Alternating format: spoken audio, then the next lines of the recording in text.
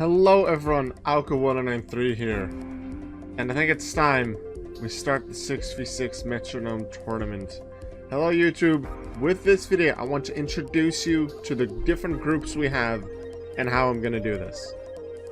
Okay, so 64 people have signed up. Technically, as I'm recording this, 63 have signed up, but I know the last person, I've spoken to them, they are currently doing their registration, so the 64th person will be in any second now. I have divided everyone randomly in groups of 8, with the final participant will get the final spot in the final group. Within the group, everyone will face each other one time. So for, let's say, Megawack here in group A, Megawack will face all the other ones once. So 7 matches minimum per player in this tournament. If you win your match, you get 2 points. If you get a draw, you get 1 point. If you lose, you get 0 points. Be in the top 4 in points at the end of the group. After all the matches are done, you advance to the second stage of the tournament. Would there be a tie or a draw in the scores? And the first tiebreaker is the amount of Pokemon you have remaining. So, if you win with 4 Pokemon remaining or you win with 1 Pokemon remaining, doesn't matter for your points. You still win, so therefore you get 2 points. However, if you, at the end of the tournament, happen to be tied on points with someone else, then having 4 Pokemon remaining is still better than 1.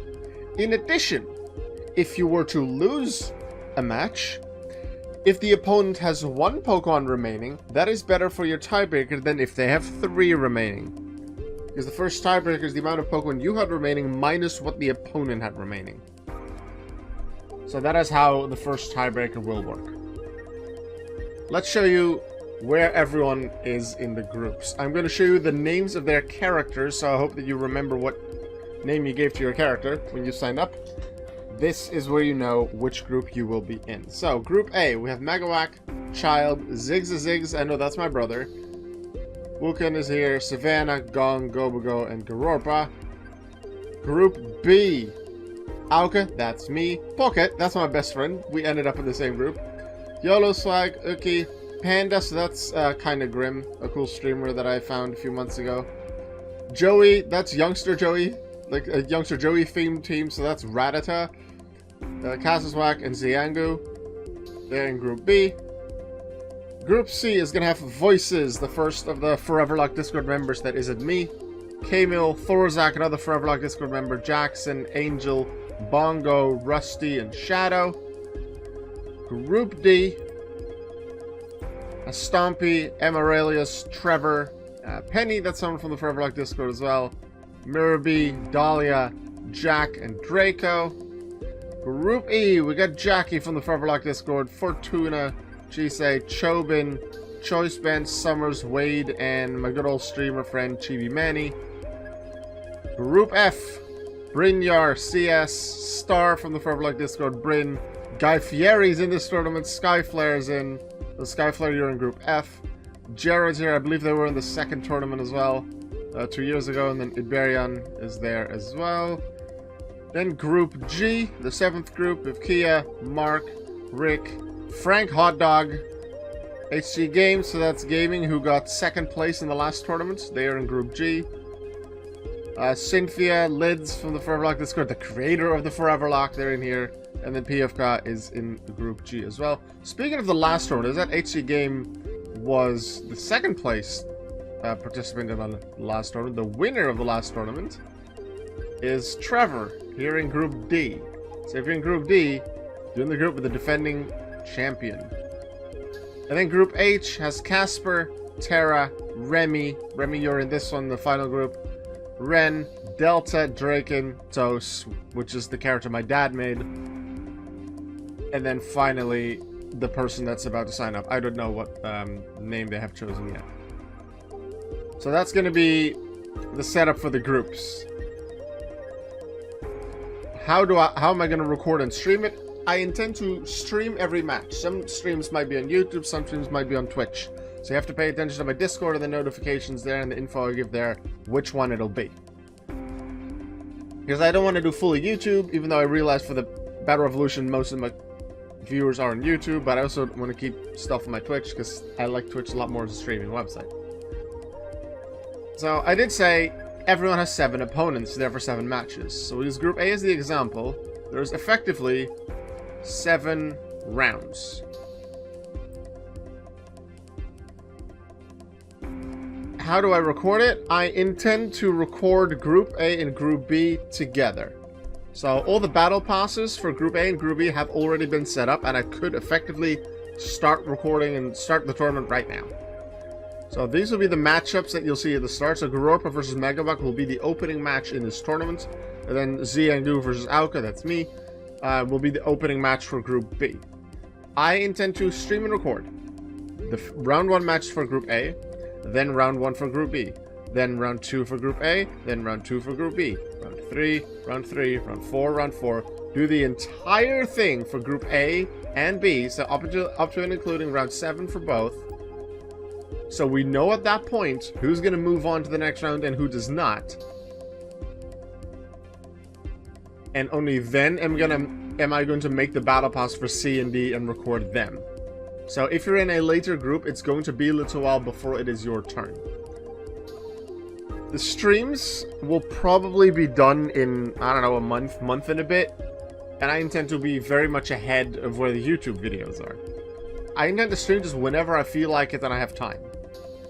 So if you watch any of the streams for this tournament, please keep your mouth shut outside of that live stream chat about the results. I don't want Savannah to come in the round 2 video and then hearing from someone, oh yeah, you're knocked out of the tournament. They don't know that. There's a lot of people that only want to watch the YouTube videos or only can watch the YouTube videos. Sometimes people can only watch some of the streams. So beware, if you do watch the streams, you might see spoilers of what hasn't happened on YouTube yet. How do I format the videos on YouTube? The round 1 matches will all be...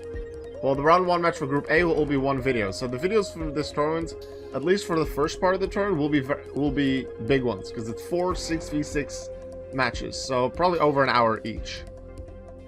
So it's going to be long, but I feel like that's best. Because otherwise, if I do it per individual match, then this tournament is going to take over a year to upload. And that's without any other videos in between.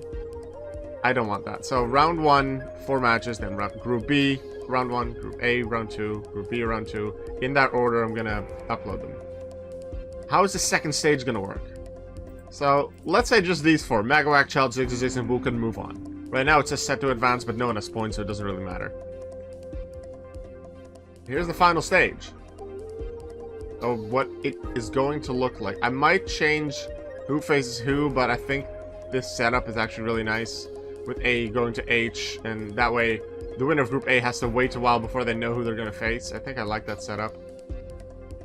So the first one from Group A faces the 4th one in Group H, second one from F, 3rd one in Group C.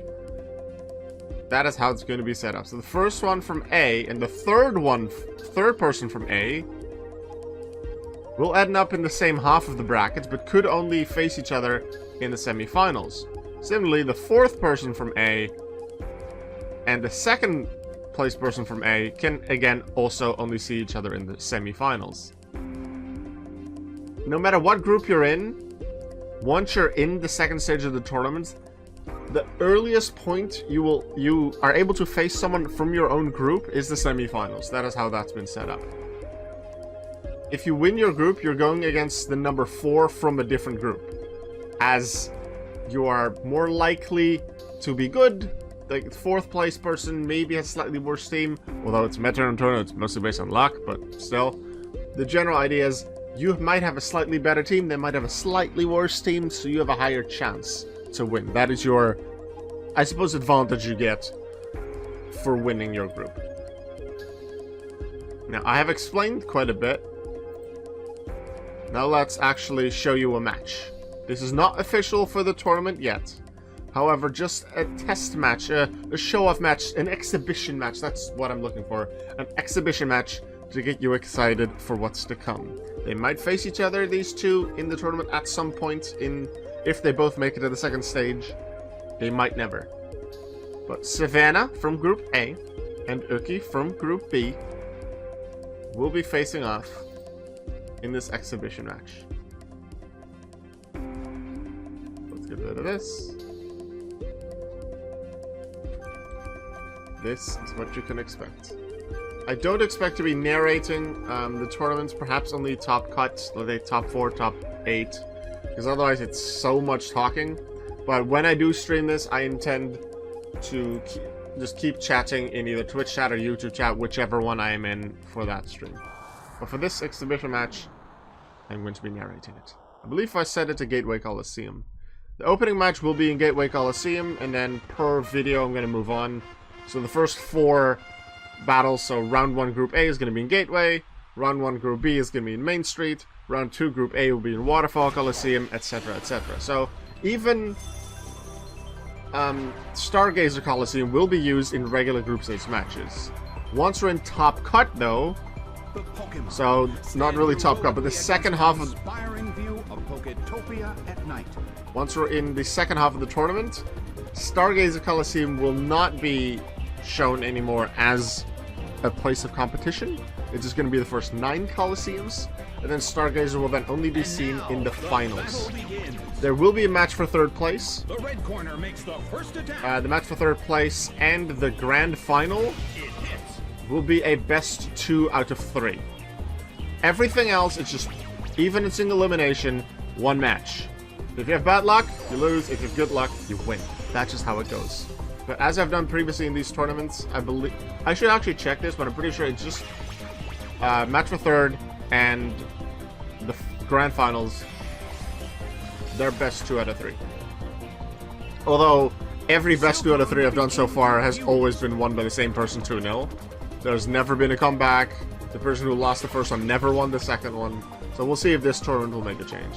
It's going to be a while before we get to that. As I've said in the explanation video when I introduced this tournament in a YouTube video, everyone chose 6 Pokemon. Most people chose 6 different Pokemon species. There are, I believe, 3 teams that have the exact same Pokemon. There's a Magikarp team, a Rattata team, and a Zigzagoon team. So those are just all the same species. But for every other team, the Pokemon are sent out in base stat total order. So that means the lowest base stat total Pokemon goes first, the highest base stat total Pokemon goes last. So something like Azurill or Weedle is going to go first, something like a Mewtwo or an Arceus or a Palkia is likely to go last. Exception to that rule, Weather Setters. Pokemon with an ability that upon the Pokemon being sent out sets up weather. So that's Drought for Groudon, Drizzle for Kyogre, Snow Warding for Snover and Abomasnow, and Sandstream for Tyranitar, Hippopotas, and Hippowdon. A team can include only 1 of such weather setters, and if they are on the team, they are last. So even if you have 5 legendaries, let's say you have Mewtwo, Arceus, Palkia, Rayquaza, and Deoxys, and then Snover. Snover is way lower in base stat total than any of the other 5 I mentioned, but Snover will be last on the team always. Now, I think I did explain as well in the explanation video, if something like Whirlwind or U-turn happens, then let's say on the Shiny Shinx, then the Shiny Shinx goes to the back of the line. If that team would have had a weather setter, such as Snover, then Snover would be sent out, and after that Shinx would be there. That's how we'll do it. Whoever is forced out goes to the back of the line. If I have a choice in who is then sent in, I will keep the order going. If it's random, such as through Whirlwind or Roar, whoever comes in, comes in. And then I keep going with the order for as far as it's possible. Skitty can't move due to a previously used attack. And yes, Remy, you did see it correctly. There is a cat team. Uki has a cat theme for their team. So it's Skitty, Shinx, Meowth, Glameow, Luxio, and then Raikou. Still can't pull off a move. Oh, block, you're not able and allowed to switch. One of the rules I have to keep it consistent and fair for everyone, I will never switch. Even if a Pokemon has toxic poison on it, and is gonna die next turn, or the Perish Song is on its final turn, I will never switch. Because that is a strategy choice when you should or shouldn't switch. And because I'm in control of everyone's team, the only way to keep it fair for everyone is just to say, I will never switch. That's also why I have a set order in which I send out the Pokemon. That's for fairness, and that someone can't say, oh yeah, I would have had a better chance if you did it this way. I'm just gonna do it the exact same for everyone. So if Perish Sound comes out, there's a lot of Pokemon that are gonna faint in 3 turns. That's just how it is. And that way, I'm able to keep the matches going on my game while... And that means a lot of people can sign up and participate without actually having to be anywhere. They might come and watch the streams. They might not. But this way, a lot of people that don't have Battle Revolution, that perhaps don't even have Pokemon games, or that aren't able to catch the streams, have a busy schedule, they can still be part of this tournament. Yay, my favorite Pokemon, Kolava. I don't actually have my favorite Pokemon on my team, but Savannah has a Kolava, so I like that. Thank you, Savannah. Go Kolava. Skitty takes a bunch of damage.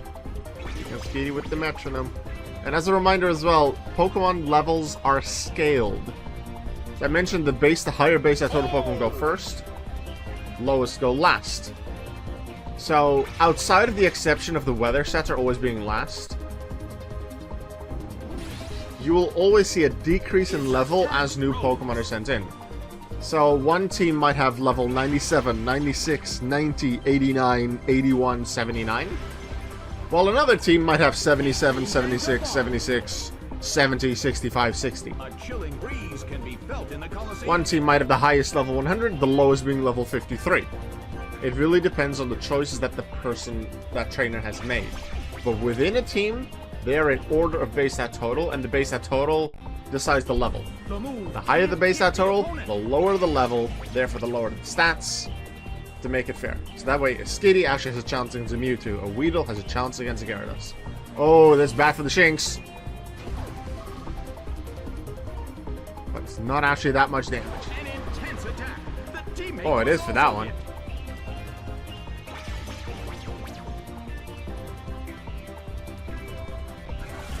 Reflect is going to be even less damage if Magnitude comes out again. Ice Ball is going to be big. Ice Ball and rollouts, especially in tournaments like this, could be such huge moves. Sure, especially if they're resisted, they're going to take a while to do stuff. But assuming they keep hitting, they keep doubling in power. It starts at 30, then 60, then 120, then 240, then 480. That is obliteration once you get to the end. Even on a resisted hit. So, you could definitely make an argument for Roller and Ice Ball to be among the top 10 best moves you could get in this tournament. I definitely argue Imprison is one of the best. Leech Seed, I'd say, is pretty good. But I'd say Aqua Ring or... what's the plant one? Ingrain. Those are very good moves as well, especially if you're a defensive Pokemon, and especially if you use it when you're at high health. Because it is likely that these matches are going to take a long time. If you heal every turn, that's amazing. Toxic Spikes, I'd say, is another great move. Sure, there can be the occasional poison type on some opponents' teams to remove Toxic Spikes, but they poison the opponent, poison damages them every turn, so that can be very big.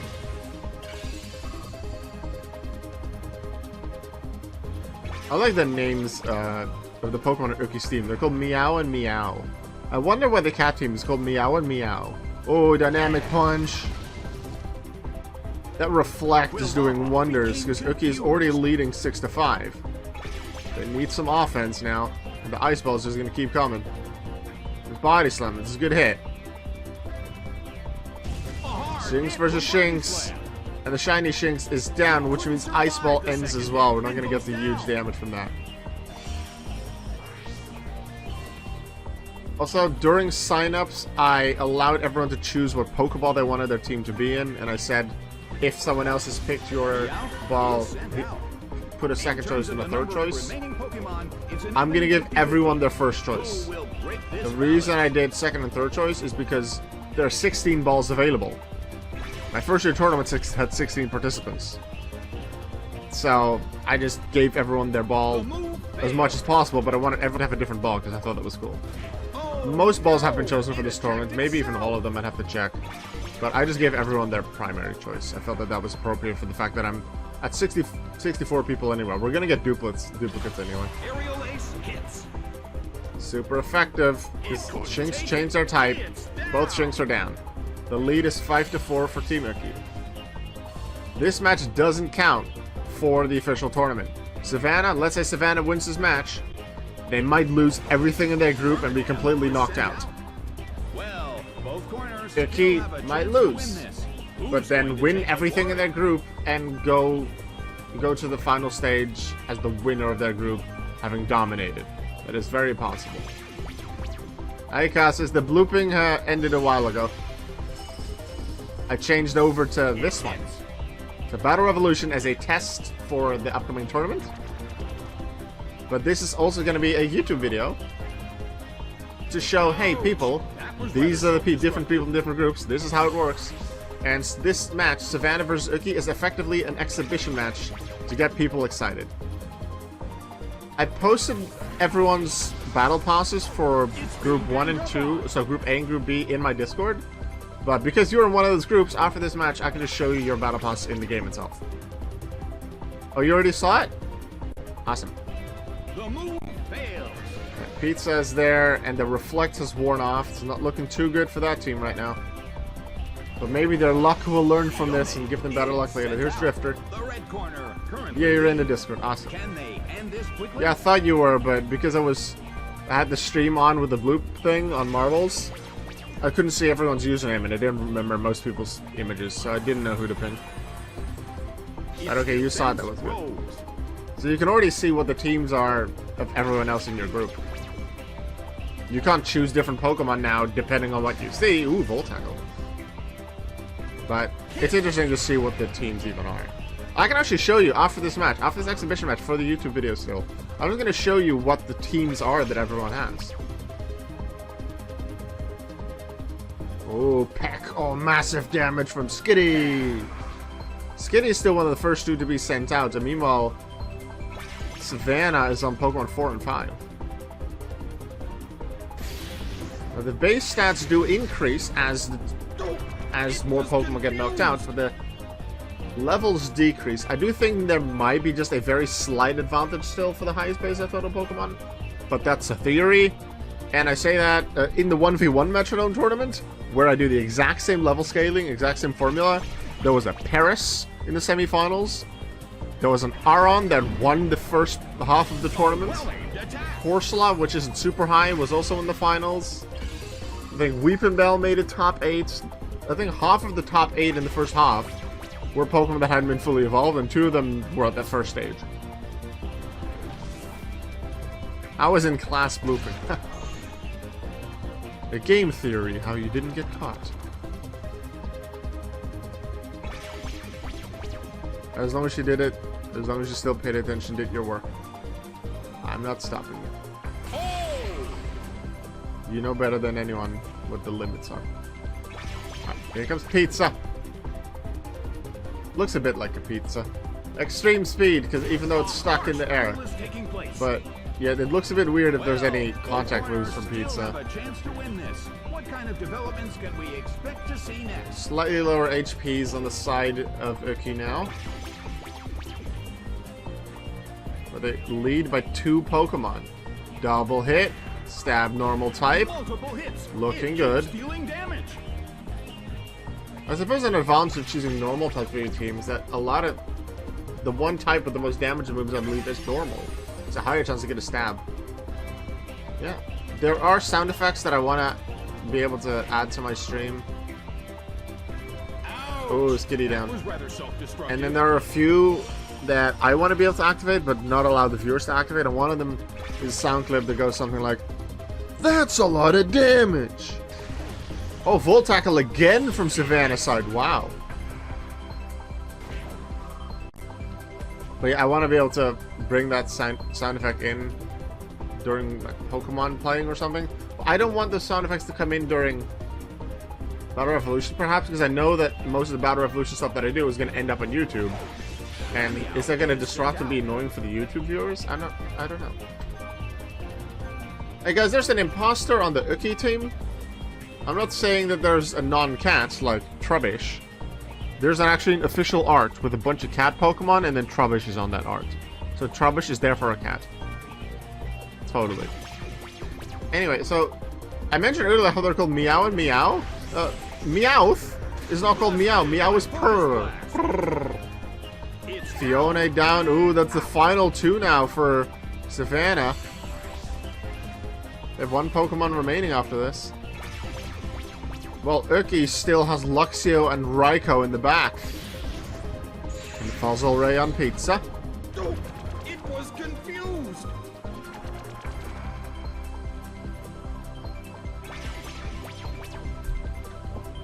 In the first tournament, Metronome Tournament that I organized, I just had, you could choose any Pokemon, and they're all at the same level. So teams with Dialga, with Giratina, and stuff like that, dominated. Second tournament I did, I wanted to keep it more spread. I wanted to ensure we saw some small Pokemon, but I also didn't want to force everyone into that. So I said, the 6 Pokemon you choose must have an average base out total of 420. So therefore, there were people who were all around 420 with the entire team. There were people who chose small Pokemon like Weedle and Azurill, but then still had Mewtwo and Arceus on the team. That's a possible choice as well. But by doing that and keeping all the Pokemon at the same level, and the highest base out total Pokemon were at the end then too, even if a certain trainer had a lead of 3 Pokemon, you knew that their strongest Pokemon were still coming, even on the losing player's side. And they are much more likely against a small Pokemon that were still out on the leader's side to like, get a bunch of knockouts. So to see a match end with more than 2 Pokemon remaining on the winning side was pretty unlikely.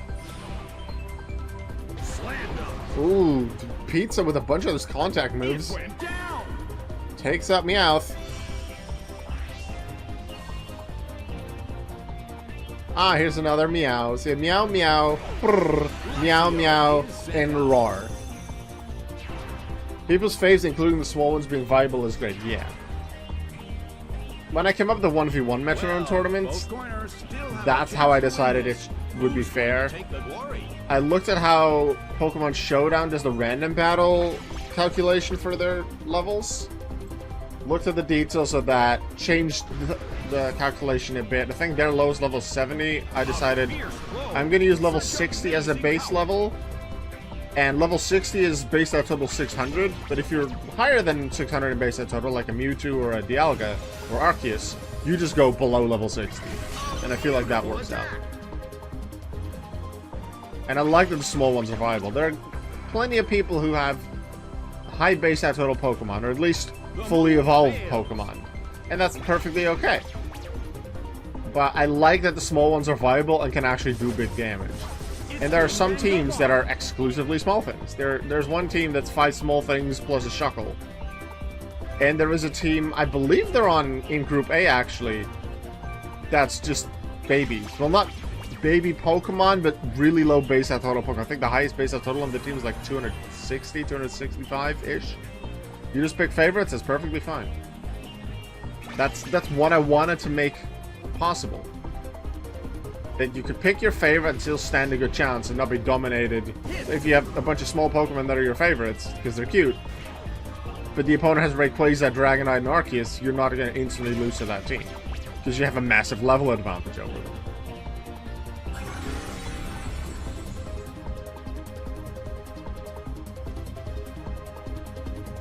Yeah, Weedle, Ralts, Magikarp, Azurill, Seedot, Combi. Yeah. That is the baby team, well, the small team that I was referring to.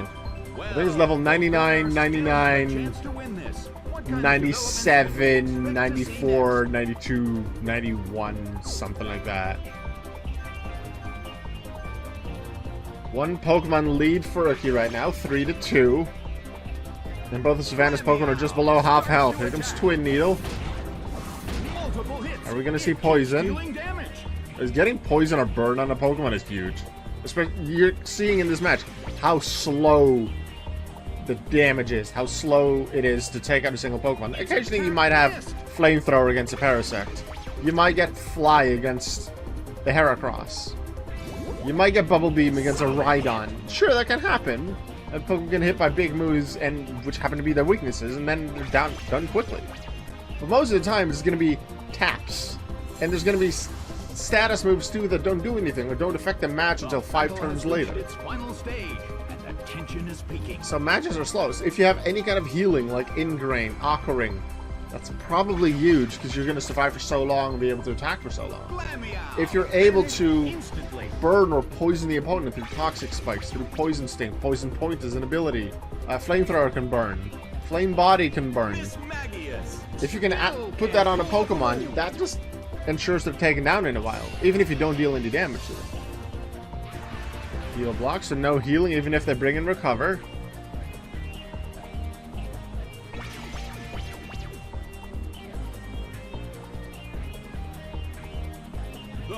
No contact move gonna work now. How are we gonna see Raikou this match? Either Meow or Meow has to be taken out first. Shadow Force destroys Miss Maggie's with the crit. It was already at low health. So it's just Pizza remaining on Savannah's side. And this is interesting as well. Pizza was the 4th Pokemon sent out. The 5th one, Fiona, and the 6th one, Miss Maggie's, were sent out later. Well, Pizza survived.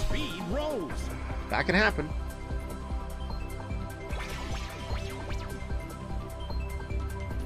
If there's one really defensive Pokemon and the others are really offensive, therefore low in defense, that's something that can come up. But that Pokemon survives longer. But it might also just be that they're targeted less, or at least targeted less by the big moves. It's at 3 against 1, 2 against 1 on the field. Major damage. Here comes Constrict, the strongest move in the game. No, it's not. That's actually the weakest base power on any damaging move. Constrict, that's a 10. Even some of the Gen 1 or like early Gen multi-hit moves might have 15. 18. There we go. Glameow finishes it off. Pizza is down. We didn't even get to see Raikou. But considering everyone is going to get 7 matches in this tournament minimum, and that's assuming they got knocked out after group stage, everyone gets 7 matches in minimum, so we're going to see that Raikou at some point. Congratulations, Uki, for winning this exhibition match. And don't worry, Savannah, this one does not count towards your record. The next time you fight, it will count, though. Alright, let me just show you the battle passes that we have for this tournament. In order in Group A of the first player to the final player, we have Megawak in Group A, Marowak, Clefable, Staraptor, Houndoom, Gyarados, and Cresselia. Group A also features Child. This is the battle pass I was referring to earlier with Weedle, Ralts, Magikarp, Azurill, Seedot, and Combi. 99, 99, 99, 98, 97, 94. So their lowest level Pokemon is level 94. If we look at Megawak, their highest level is 77. There is a difference of 17 levels between highest and lowest level there. And meanwhile, there's level 60 on Cresselia, because that's a base 600 base stat total. Group A also features Zigzazigs, with Zaig, Zeza, Zagoon, Zeplatypus, Zeplumber, and Zeperi. That's my brother's team. His favorite Pokemon is Zigzagoon. So he has a Zigzagoon team. And he named himself Zigzazigs, and he asked me to give him clothing that looks like a Zigzagoon, so... My brother has been in both Metronome tournaments so far, and has never made it to made it out of group stage. He was always knocked out. So he's really hoping that Team Zigzagoon is going to make it in. Yeah, 6 Zagoon. Yeah, 6 Zagoon. That works. Wukan with a team of Wartortle, Marshtomp, Ursaring, Steelix, Jolteon, and Electivire. Then Group A has Savannah. We just saw Savannah. Silver, Little Lion. So I'll just say the species name. Silcoon, Shinx, Kulava, Ruminant, Fiona, Miss Magius. We got Bronzor, Wobbuffet, Bastiodon, Shuckle, Umbreon, Deoxys. Very defensive team, so I expect Gong's matches on average to take the longest out of the tournament. Also, I'm showing you these teams now. I'm not going to show you them for every person in the tournament. I just happen to have set up the battle pass for Group A and B. I'll show those off. For everyone else, you have to wait to see them in the tournament. Gobago, the 7th person in this group, has Hitmonlee, Jinx, Ursaring, Gengar, Blissey, and Snorlax. Shiny Deoxys, yes. Shiny Deoxys look really awesome. I think they look really cool. I think that No, not the entire team is shiny. Not sure if Shuckle is. Is Shuckle shiny? No, Shuckle is shiny. It's just Wobbuffet that isn't. It's female though, so she has lipstick. So Hitmonlee, Jinx, Ursaring, Gengar, Blissey, Snorlax here. And then the final person in Group A, Magikarp, Feebas, Togepi, Smeargle, Unknown E, and Shuckle. So between level 99 and 85, and then a Shuckle which is really defensive, level 69. There. Group B, starting with me. I have a Macargo, Lairon, Sharpedo, Glalie, Walrein, and Abomasnow. Abomasnow, I believe, in terms of base set total, is around Glalie. I think maybe just below Glalie. However, because it is a weather setter, it always goes last. And I do that mostly because the damage that can be dealt from Sandstorm and Hail can add up to a lot, and if you send that Pokemon out first, it's a massive advantage. And I want to make sure that if you have such a Pokemon, it's last. But that's also why you're limited to one weather setter, so you can't overpower with only Hail and Sandstorm Pokemon. Here's Pocket, my best friend, who happens to be in the same group as me, as I am. Wobbuffet, Clefable, Licky Licky. Licky Licky's called Lemon, because it's a lemon. Snorlax, Togekiss, and Mew. Yeah, I called my Abomasnow Obama, because it's Obama Snow. YOLO Swag is here with Spinda, Nosepass, Mischievous, Lopunny, Octillery, Cradily. Yuki, we just saw that team. Skitty, Angry Shinx, Meowth, Glameow, Kinda Angry, Luxio, and then the Raikou we didn't get to see. Panda, so this is the streamer Kinda Grim. This is his team. Gengar, Starmie, Typhlosion, Porygon-Z, Togekiss, and Dragonite. We got Youngster Joey with Rattata, and Shiny Rattata. You'd like to think that their Rattata are in the top percentage of Rattata. They're also all in Master Balls, which I really like. And then finally, no, not finally, the 7th person, Cassis, this is your squad. We got Shiny Ludicolo, Shiny Gengar, Shiny Wailord, Shiny Melodic, Shiny Jirachi, and Shiny Metagross. It's a full shiny team. Level 71, 269s, a 65, and 260s. And then finally, Xiangu with Spheal, Absol, Toxicroak, Luxray, Lucario, and Infernape. Those Rattata are in the top 1%, but the shiny one is in the top 0.1%. That might be exactly what it is. We'll see how well it does. I had to go for shinies as a hunter myself. Well, that sounds like fun. Alright, everyone, that was your preview and your exhibition match for the tournament. Keep an eye on my Discord and on my streams, both YouTube and Twitch, for when I do stream these. I'm going to stick to my regular schedule of Battle Revolution videos on YouTube. Every second day is going to have a Battle Revolution video. This tournament is going to take priority over every other video, so you'll see mostly this tournament. However, there are still requests that I have to get to. I don't want to ignore the 1v1 Metronome Tournament. You'll see the occasional video of that. Maybe I decide to build one of my own teams and use it. So those videos are still coming. But remember that as the videos are getting released, the streams might be much farther ahead. So you might see some spoilers, especially later on in the tournament if you go to the streams. So be aware of that. At the same time, if you're going to watch any of the streams on Twitch or YouTube of this tournament, don't spoil it until that video has been completed. And you can just say in the comments, yay, congratulations on this person winning, stuff like that. With the final person, have they signed up now officially? Yes, the final response is in. We have 64 people in this tournament. I'm gonna put that last person in challenge in the final group. Loran is in. Let's see, do they have a fun team? Ambipom, Blissey, Munchlax, Bidoof, Azumarill, Wigglytuff. Nice, that's gonna be their team. I like their victory catchphrase. Which Pokemon has low fat? Butterfree. That's their victory catchphrase. I like it a lot. Alright, I'm gonna put them in the bracket. And then if I feel enough like it, everyone, tonight, first stream of the tournament, and we just open up with round 1 and 2 for Group A and B. And maybe I'll do even more. The streams might be 2 hours long, the streams might be 4 hours long, depending on the time that I have and what I feel like doing. I want to get this tournament started. With the final person now registered, we can do that. Thank you for watching. Make sure you always remember that you are worth it. And good luck, everyone, in the 6v6 Metronome Tournament. See ya.